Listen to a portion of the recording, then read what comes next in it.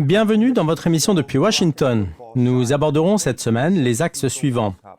Comment le Maroc est devenu une grande nation de football, les mères marocaines, piliers de l'identité des jeunes de la diaspora, infrastructures sportives au Maroc, l'engagement royal porte ses fruits. Dans l'émission d'aujourd'hui, nous revenons sur un sujet qui a retenu l'attention de millions de personnes à travers le monde. Les performances remarquables du Maroc lors de la Coupe du Monde 2026 ont une nouvelle fois confirmé que le succès du football marocain n'est plus une surprise. Il est le résultat de plusieurs années de travail, d'investissement et d'une vision stratégique de long terme. Les Lions de l'Atlas sont désormais un symbole d'excellence, de résilience et de fierté nationale, inspirant aussi bien les Marocains du Royaume que ceux établis à l'étranger. Mais derrière chaque jeune talent, chaque victoire et chaque supporter se trouve une autre force essentielle, souvent moins mise en lumière, la famille marocaine et plus particulièrement les mères marocaines, vivant en Europe, en Amérique du Nord et ailleurs. Par leur engagement au quotidien, elles ont joué un rôle déterminant dans la transmission de la langue, de la culture, des traditions et du sentiment d'appartenance aux nouvelles générations nées loin de leur pays d'origine. Grâce à elles, l'identité marocaine demeure un lien fort qui unit les communautés marocaines à travers le monde. Nous nous intéresserons également au fondement de cette réussite. La transformation du Maroc en grande nation sportive est le fruit d'une vision royale de long terme, portée par une planification ambitieuse, des infrastructures modernes, des centres de formation de niveau international et des investissements en continu dans la jeunesse.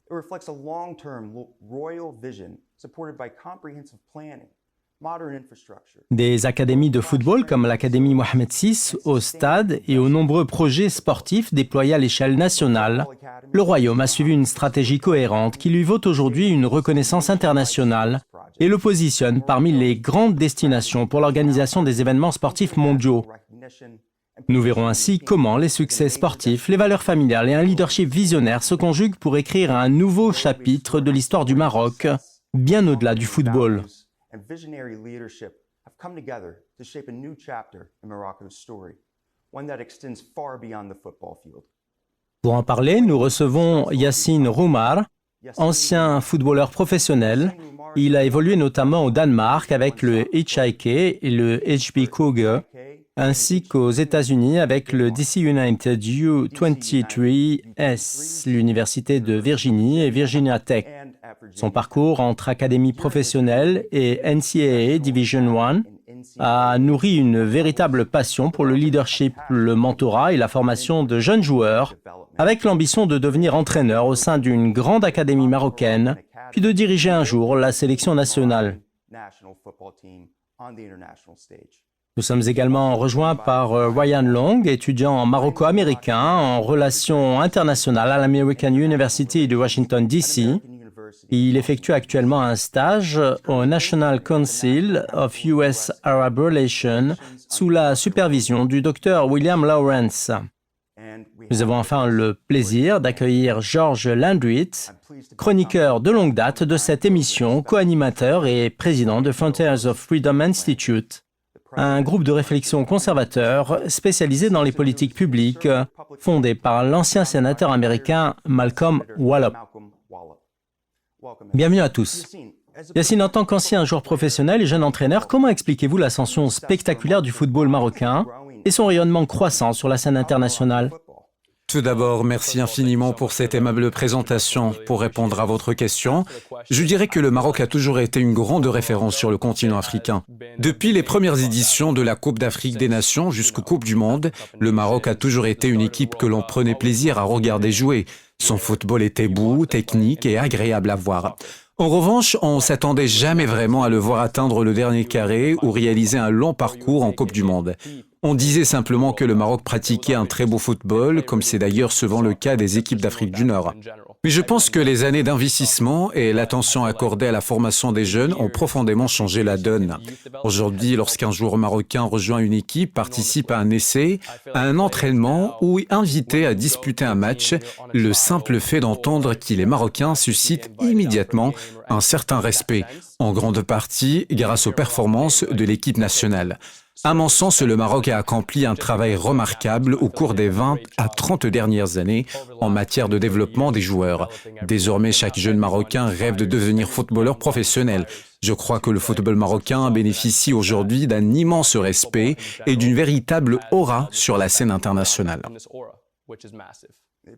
Le Maroc s'est désormais imposé comme une véritable puissance du football mondial, une nation avec laquelle il faut désormais compter. Ryan, quel regard portez-vous depuis les États-Unis sur les performances de l'équipe nationale marocaine? Que ressentez-vous lorsque vous suivez les matchs des Lions de l'Atlas?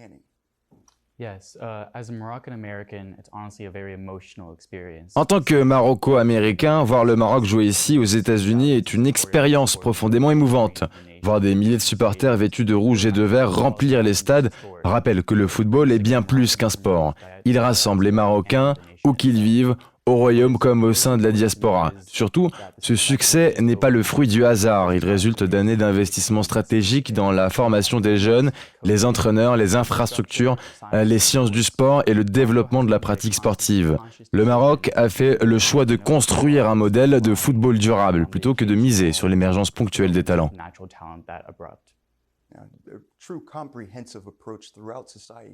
C'est un projet qui mobilise l'ensemble de la société et fait du sport un véritable levier de développement humain, de cohésion sociale et de rayonnement international.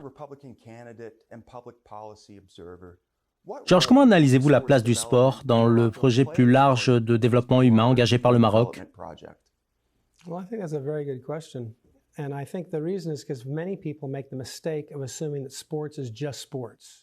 Je pense que c'est une excellente question. À mon sens, beaucoup réduisent encore le sport à une simple activité de loisir, alors qu'il constitue un puissant levier de développement humain, en particulier pour les jeunes. Lorsque j'observe les succès du Maroc, je ne vois pas seulement des footballeurs talentueux, j'y vois surtout le résultat d'un investissement durable dans la jeunesse.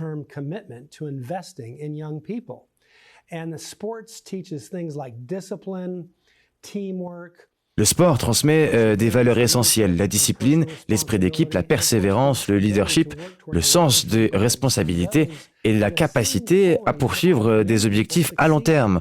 Autant de qualités qui favorisent la réussite à l'école, dans la vie professionnelle, l'engagement citoyen ou la vie familiale. Mohammed VI deserves significant credit for recognizing that national development is about more than just economic statistics. Je pense également que Sa Majesté le roi Mohammed VI mérite d'être salué pour avoir compris que le développement d'une nation ne se mesure pas uniquement à ses performances économiques. Il consiste aussi à offrir à chacun les moyens de développer son potentiel et de contribuer à la société. But also in educational institutes, things like sports academies. Sous son leadership, le Maroc a investi non seulement dans les infrastructures, mais aussi dans l'éducation, les académies sportives, les programmes destinés à la jeunesse et le développement des territoires.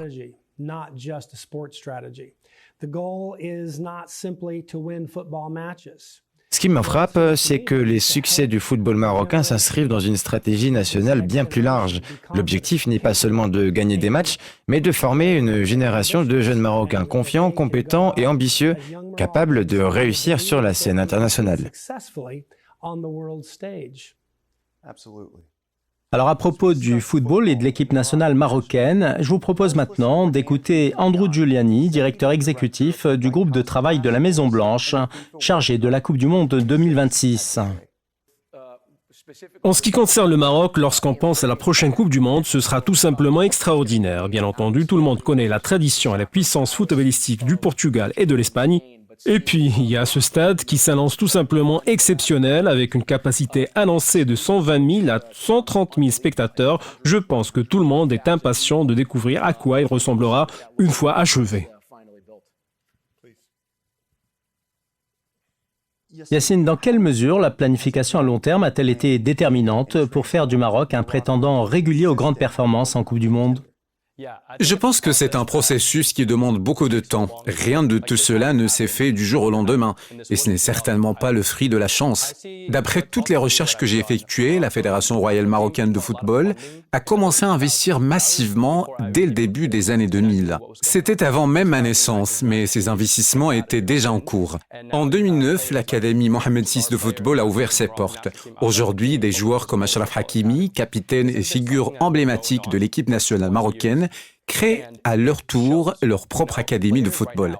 C'est un travail qui se poursuit depuis plus de 20 ans et les résultats sont désormais visibles. Aujourd'hui, les joueurs ne se contentent plus d'apprécier le football. Dès l'âge de 10 ou 15 ans, ils apprennent qu'il existe une véritable manière marocaine de jouer. Le Maroc possède une identité de jeu bien définie. Il faut adhérer à ce style de jeu. C'est un football libre, passionné et offensif. Et l'on constate que tous les joueurs de l'équipe nationale actuelle incarnent cette philosophie. Pour moi, c'est l'aspect le plus positif. Lorsqu'on développe une identité de jeu et qu'on la perfectionne pendant 20 ou 30 ans, les résultats finissent forcément par arriver. Ils ne viennent pas au bout de 5 ans. Tout est une question de patience et de bon timing.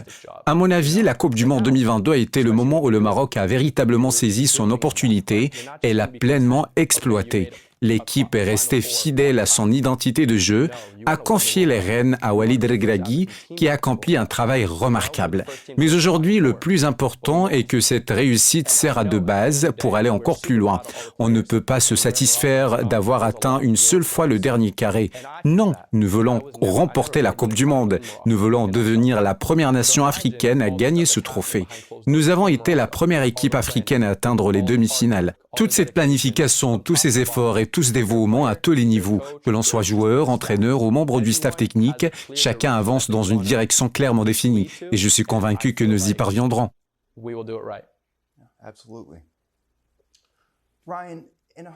Absolument. Ryan, prenons maintenant un peu de recul. Pourriez-vous nous retracer les principales étapes qui ont marqué l'évolution du football marocain ? Oui, le Maroc a toujours regorgé de talents footballistiques. Dès 1986, il devenait la première nation africaine et arabe à atteindre les huitièmes de finale d'une Coupe du Monde. Par la suite, le football marocain a alterné entre succès et période d'irrégularité. Un véritable tournant s'est toutefois opéré au début des années 2000 sous l'impulsion de Sa Majesté le roi Mohamed VI, avec d'importants investissements dans les infrastructures, la formation des jeunes et la professionnalisation du football. La création de l'Académie Mohamed VI, le renforcement des compétitions nationales et un meilleur repérage de talents au Maroc comme au sein de la diaspora ont permis de bâtir des bases solides. Le parcours historique réalisé au Qatar en 2022 a révélé ce potentiel au monde entier. Les succès qui se poursuivent aujourd'hui confirment qu'il ne s'agissait pas d'un exploit isolé, mais de l'aboutissement de plusieurs décennies de planification.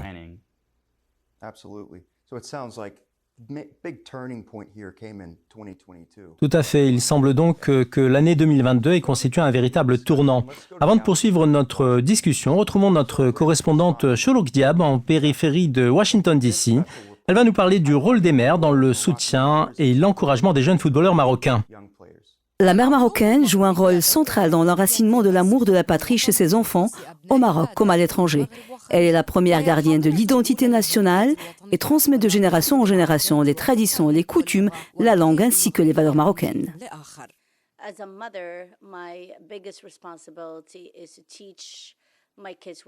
La plus grande responsabilité qui m'incombe en tant que mère est d'enseigner à mes enfants leurs origines, leurs racines, leur patrimoine, leur culture et la richesse de la cuisine marocaine.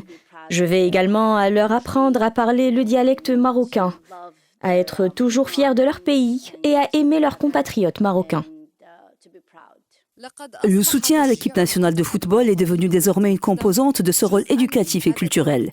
De nombreuses mères marocaines tiennent à suivre les matchs des Lions de l'Atlas avec leurs enfants et font de ces rencontres une occasion de renforcer le sentiment d'appartenance, la fierté envers le drapeau, l'hymne national et l'ensemble des symboles du Maroc.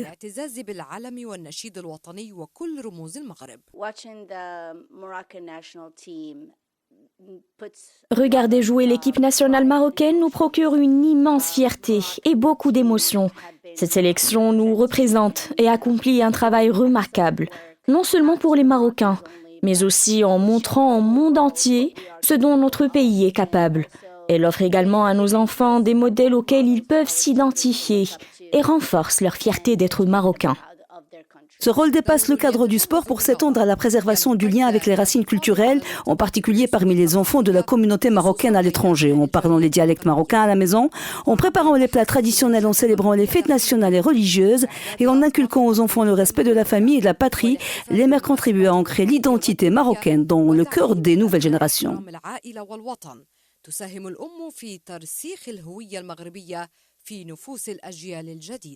J'aime énormément ma mère parce qu'elle m'aide dans tellement de choses. Je ne peux pas imaginer ce que je serais devenu sans ma chère maman.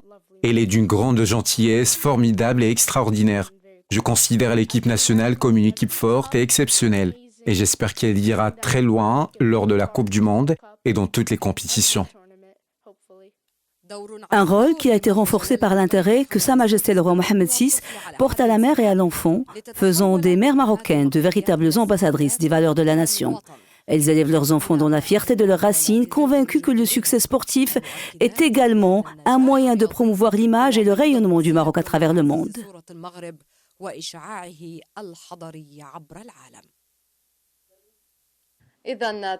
Ainsi, les succès de l'équipe nationale marocaine demeurent étroitement liés aux valeurs de la maternité et à l'attachement à la patrie. Les mères marocaines ne ménagent aucun effort pour que le nom du Maroc, à travers son sport, sa gastronomie et sa culture, soit présent dans chaque foyer dès le plus jeune âge de leurs enfants. Chourouk Diab, Washington, Médiane TV. Merci Chourouk. Et Yacine, nous gardons tous en mémoire ces images des joueurs marocains célébrant leur parcours historique dans les bras de leur mère lors du dernier mondial. Nous nous souvenons également de la réception que Sa Majesté le roi Mohammed VI leur avait réservée en présence de leur mère, un geste hautement symbolique. Selon vous, quelle place la mère marocaine occupe-t-elle dans la formation des futurs champions, mais aussi dans la transmission des valeurs qui façonnent leur parcours sur le terrain comme en dehors ? Tout d'abord, c'est une excellente question. Je pense que dans la culture marocaine en général, la mère représente tout. Notre religion elle-même nous l'enseigne. La mère, puis encore la mère, avant même le père. Je crois que cela se reflète naturellement dans le football comme dans la vie quotidienne au Maroc. Vous avez tous vu ces images et ces vidéos à chaque victoire.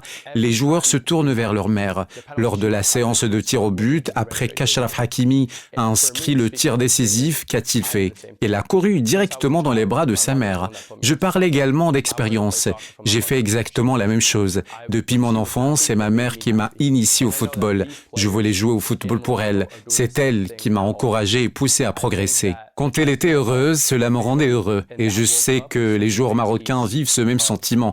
Je pense que l'importance accordée à la famille lors de cette Coupe du Monde a constitué l'un des piliers de notre réussite. En 2022, Walid Regragui a même réservé un hôtel pour l'ensemble de l'équipe où les familles de joueurs étaient également présentes. Les joueurs ont pu vivre cette aventure aux côtés de leurs proches. Aucune autre sélection n'avait fait ce choix.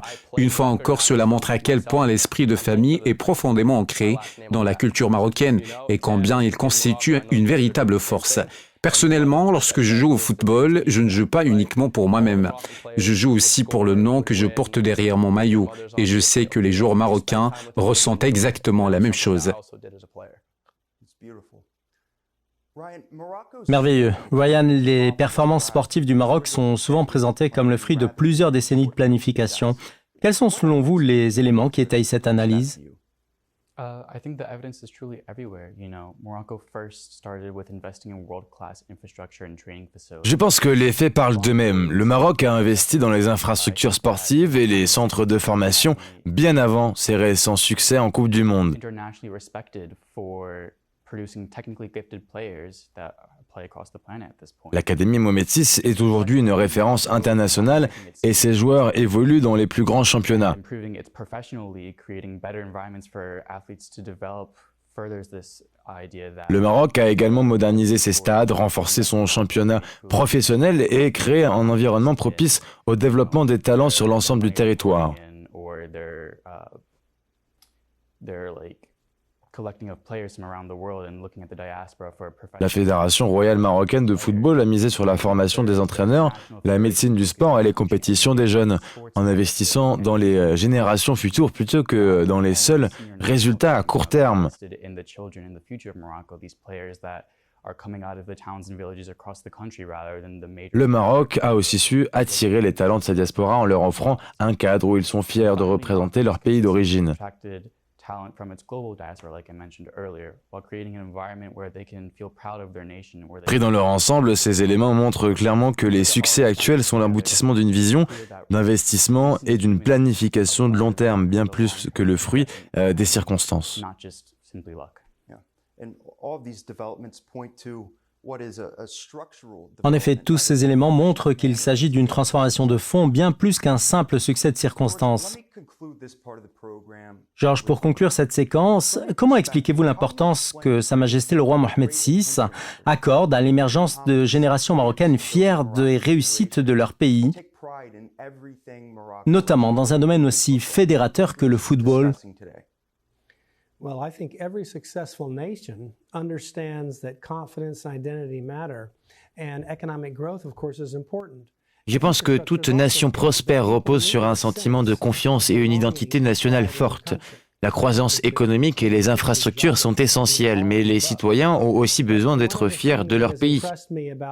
King Mohammed VI's leadership is his apparent understanding that national confidence cannot simply be declared.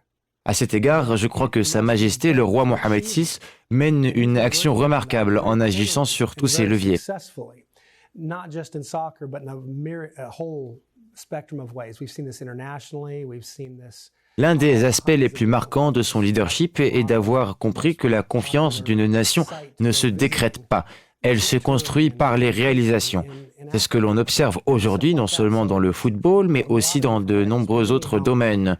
When people see their country as succeeding, whether it's in sports, education, infrastructure, diplomacy or economic development, Le Maroc s'illustre désormais sur la scène internationale, qu'il s'agisse du tourisme, des infrastructures, de la diplomatie, du développement économique. Lorsqu'un pays réussit, ses citoyens développent naturellement un sentiment d'appartenance et de fierté plus fort. The average person on the earth doesn't necessarily pay close attention to economic statistics or even ratings on tourism and things like that. Le football est devenu la vitrine la plus visible de cette dynamique. Tout le monde ne suit pas les indicateurs économiques, mais la Coupe du Monde est regardée aux quatre coins de la planète. Ces performances offrent au Maroc une visibilité exceptionnelle et permettent au monde de mesurer les progrès accomplis. Share a common sense of accomplishment, a common sense of achievement. Elle rassemble également des millions de Marocains au Royaume comme au sein de la diaspora autour d'une même fierté. Enfin, elle inspire les jeunes générations en leur montrant que le travail, l'ambition et la persévérance peuvent conduire aux plus grandes réussites.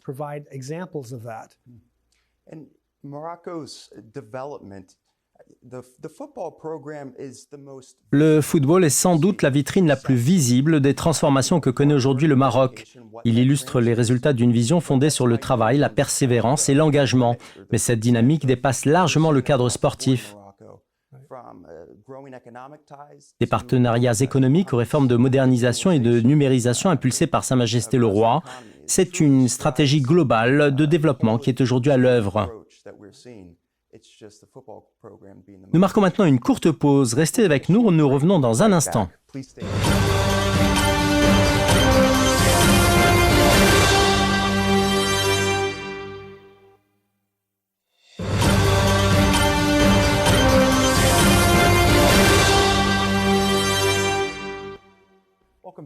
Nous voilà de retour pour la suite de votre émission depuis Washington.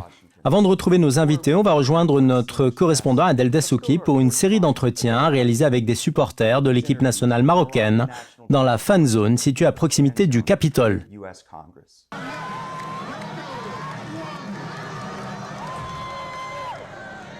Je ne peux même pas décrire la joie que nous ressentons. Dima Maghreb. Longue vie à Sa Majesté le Roi. L'ambiance ici est tout simplement extraordinaire. Grâce à Dieu, ils ont réalisé une performance exceptionnelle et ils ont réussi leur pari. Nous les remercions pour cette magnifique prestation et pour la joie qu'ils nous ont procurée. Nous les Marocains, nous faisons toujours flotter notre drapeau avec fierté. Dima Maghreb, merci également aux Américains pour cette organisation qui restera historique malgré les défis qu'elle a pu connaître. Nous dédions cette victoire à Sa Majesté le roi Mohamed VI, premier soutien du sport au Maroc. Merci au peuple marocain pour cette immense joie. Dima Maghreb. Le Maroc est en train de tout gagner. Si Dieu le veut, cette année sera celle de toutes les victoires. La Coupe du Monde, la Coupe d'Afrique des Nations et bien plus encore. Cette dynamique se poursuivra.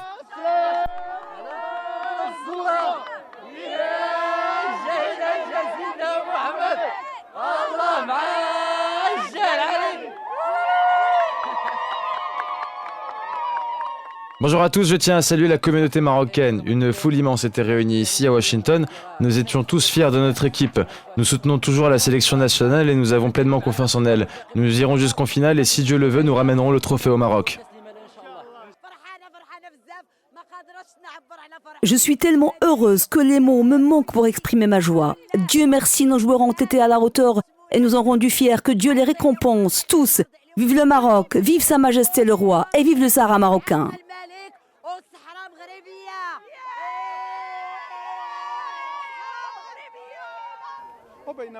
Alors que les supporters célébraient cette victoire majeure, un message s'imposait avec force. Le Maroc ne participe plus à la Coupe du Monde simplement pour y faire bonne figure.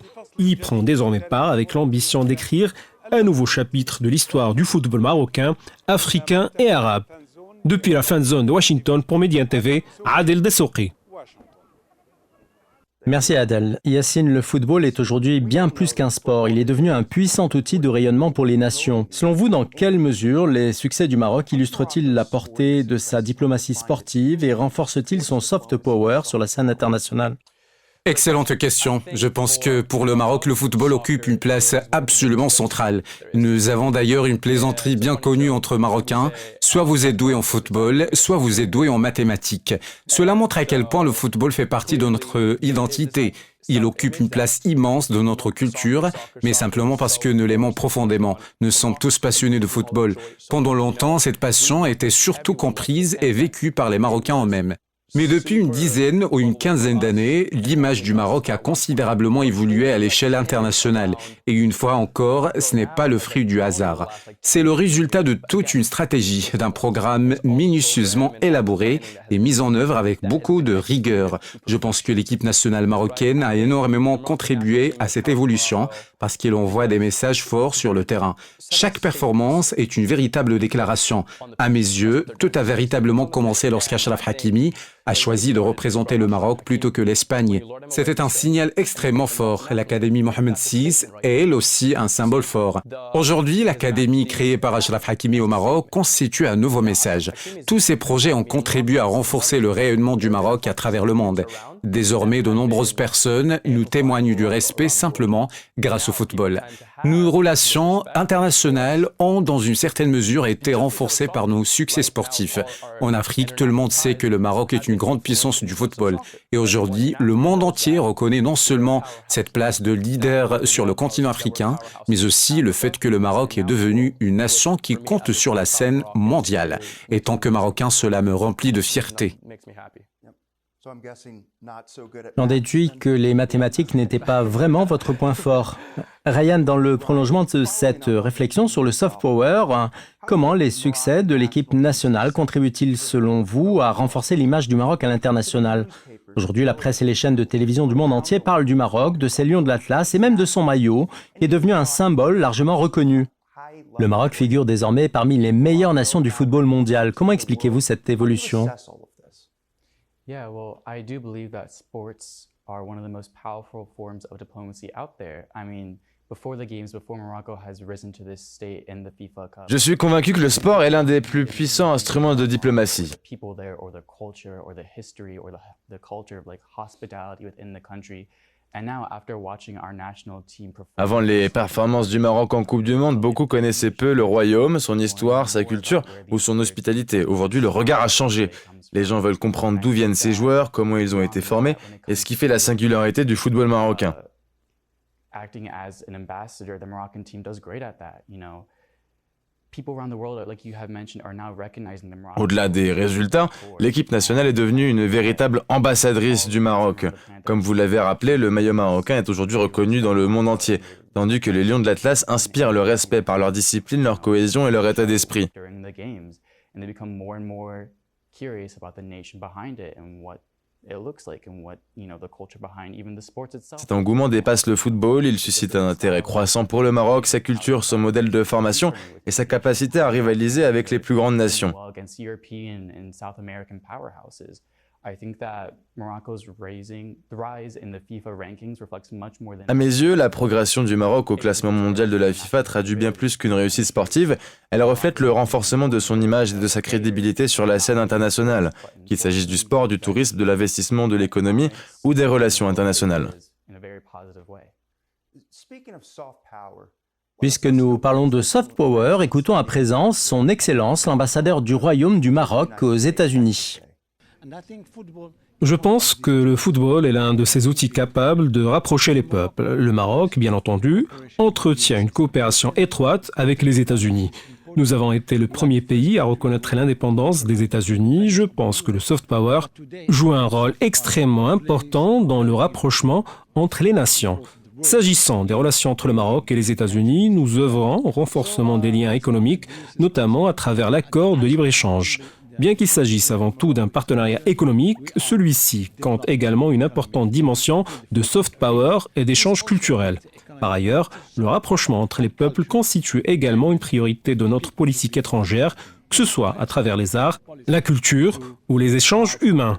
C'est précisément ce à quoi nous travaillons ici, aux États-Unis.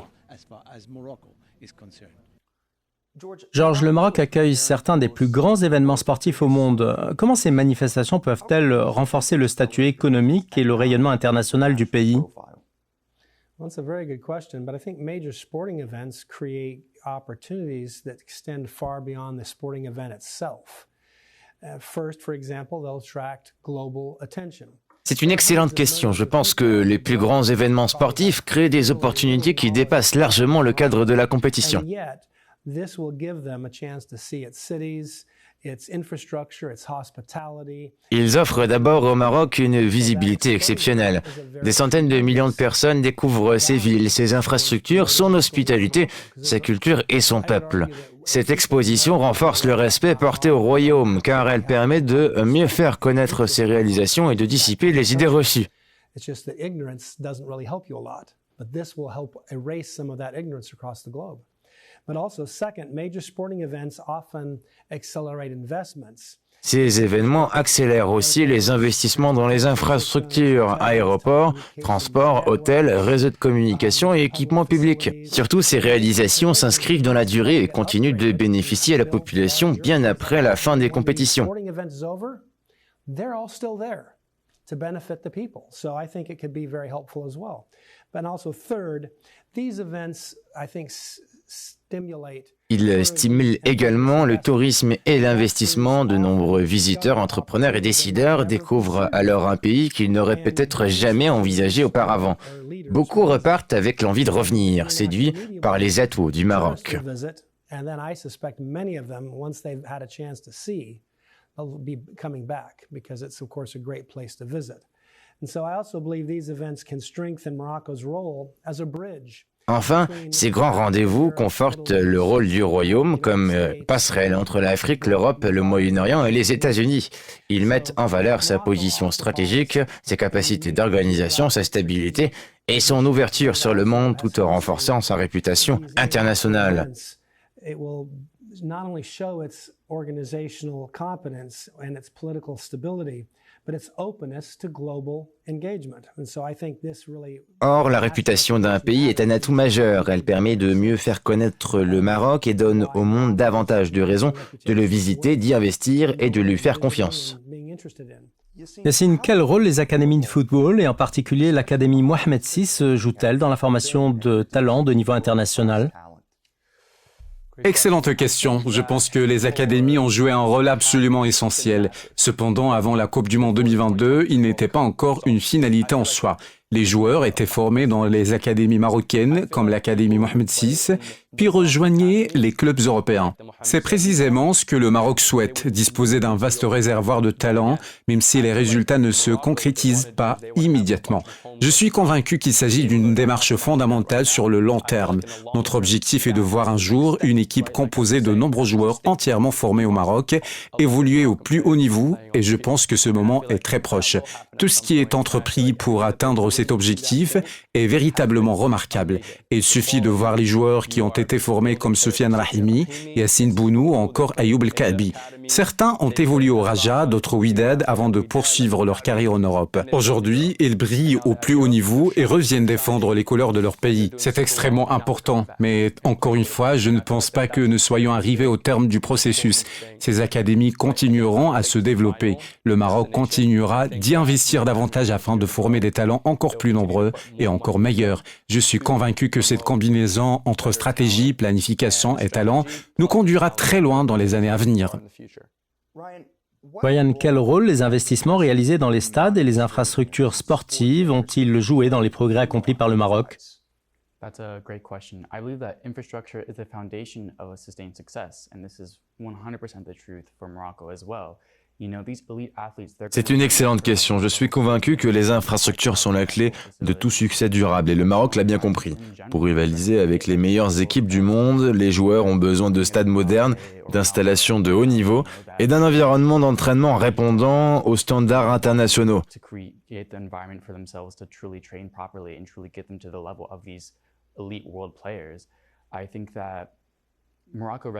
Depuis plusieurs années, le Royaume investit massivement dans ces domaines. À Tanger, par exemple, un vaste projet prévoit la construction d'un nouveau stade et l'amélioration des liaisons avec l'aéroport afin d'accompagner les grandes compétitions à venir.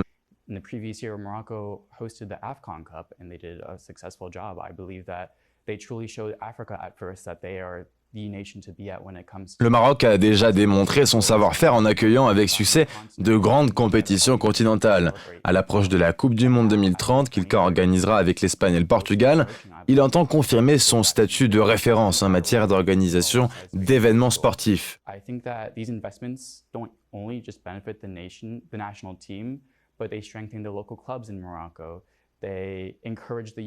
Ces investissements profitent bien au-delà de l'équipe nationale. Ils renforcent les clubs, encouragent la pratique du football chez les jeunes, créent de l'emploi, stimulent le tourisme et contribuent au développement du pays. Ce sont des investissements de long terme dont les bénéfices se feront sentir pendant plusieurs générations. Absolument, ces grands stades ne sont pas seulement destinés à accueillir l'élite. Ils inspirent aussi toute une génération d'enfants qui se disent « un jour, j'y jouerai ». C'est ainsi que naissent les vocations et que la dynamique se construit de la base jusqu'au plus haut niveau.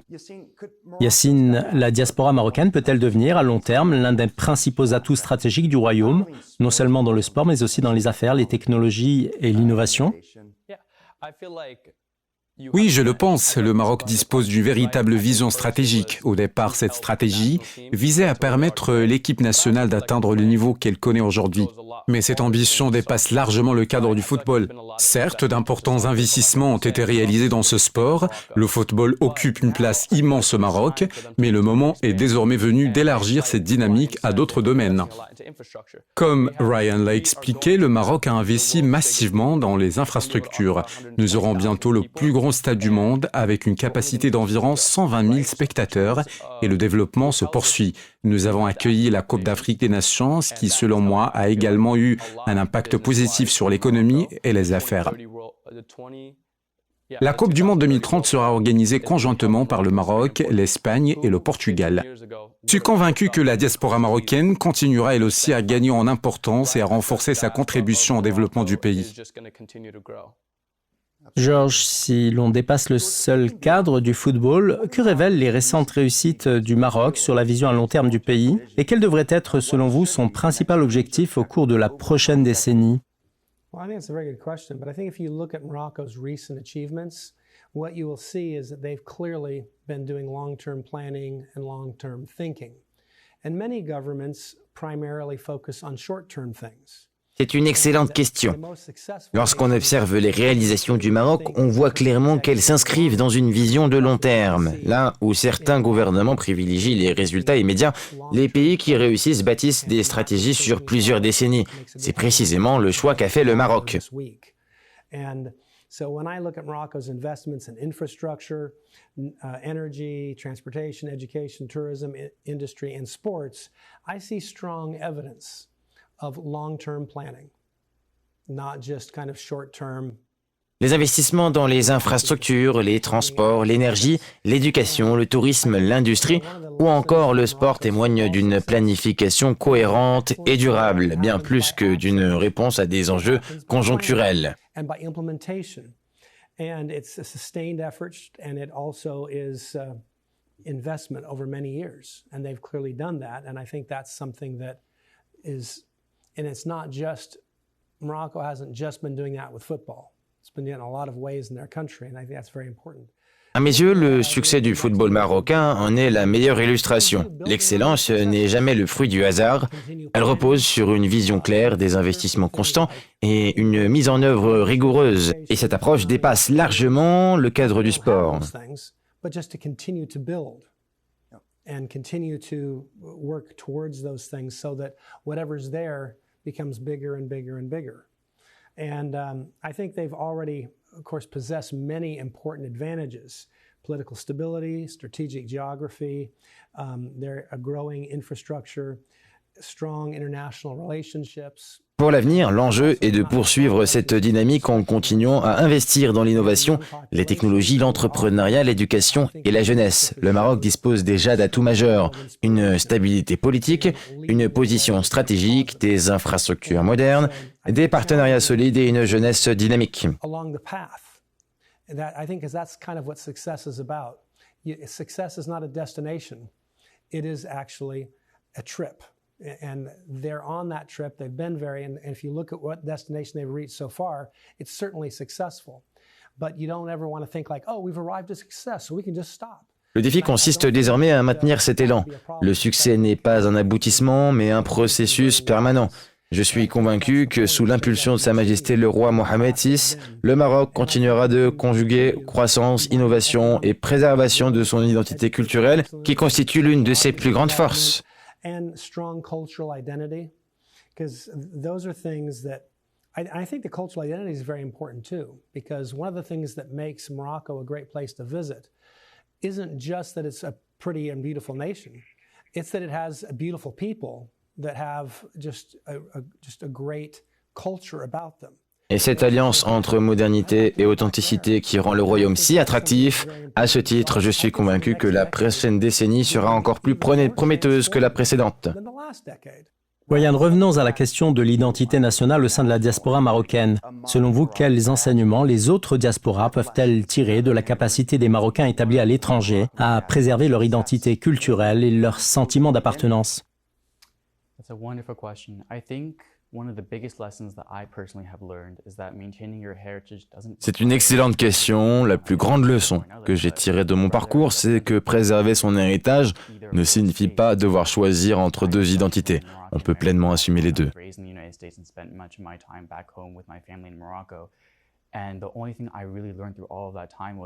Je suis maroco-américain, j'ai grandi aux États-Unis, tout en passant beaucoup de temps au Maroc auprès de ma famille.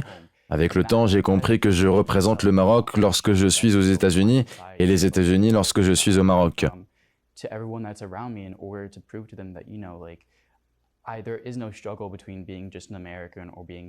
une véritable richesse et j'essaie de faire découvrir le meilleur des deux cultures autour de moi et de montrer qu'il n'est pas nécessaire de choisir entre l'une ou l'autre.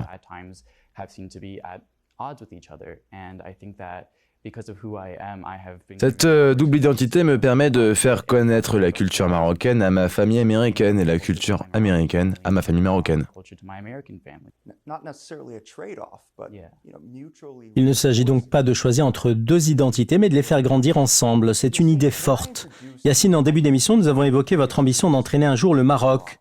Or, plusieurs des plus grands succès de la sélection nationale ont été obtenus sous la direction d'entraîneurs marocains. Selon vous, quel est le secret de cette réussite ? Je pense qu'il existe un secret très simple. Il faut comprendre ce que représente le maillot que l'on porte et vouloir gagner pour cet emblème. Je sais que les joueurs ont adopté cet état d'esprit depuis la Coupe du Monde 2018, même si nous n'avons pas obtenu les résultats que nous espérions lors de cette édition. Ils ont montré une véritable mentalité de compétiteur. Je pense que cette mentalité est insufflée par les entraîneurs. Lors de la Coupe du Monde 2022, Walid El-Regragui était notre sélectionneur. Il nous a conduits jusqu'aux demi-finales parce qu'il savait ce que signifie défendre ce maillot et représenter son pays. Je suis convaincu que cela a été une source de motivation essentielle tout au long de ce tournoi. Notre sélectionneur actuel a remporté la Coupe du Monde des moins de 20 ans. Il connaît lui aussi la signification de la victoire sous les couleurs du Maroc. Il sait ce que cela exige en termes de sang, de sueur et de larmes. C'est exactement ce qu'exige une Coupe du Monde. Et il continuera à nous guider au cours des 4 prochaines années. À mes yeux, voilà le véritable secret. Jouer pour le maillot et comprendre ce qu'il représente. Respectez tous ceux qui vous soutiennent et gardez à l'esprit que vous défendez aussi votre roi. C'est avec cet état d'esprit que l'on entre sur le terrain pour remporter les matchs. Et cela dépasse largement le simple cadre du football. Tous les Marocains comprennent cette manière de voir les choses. Au fond, tout ramène toujours à l'amour que nous portons à notre pays.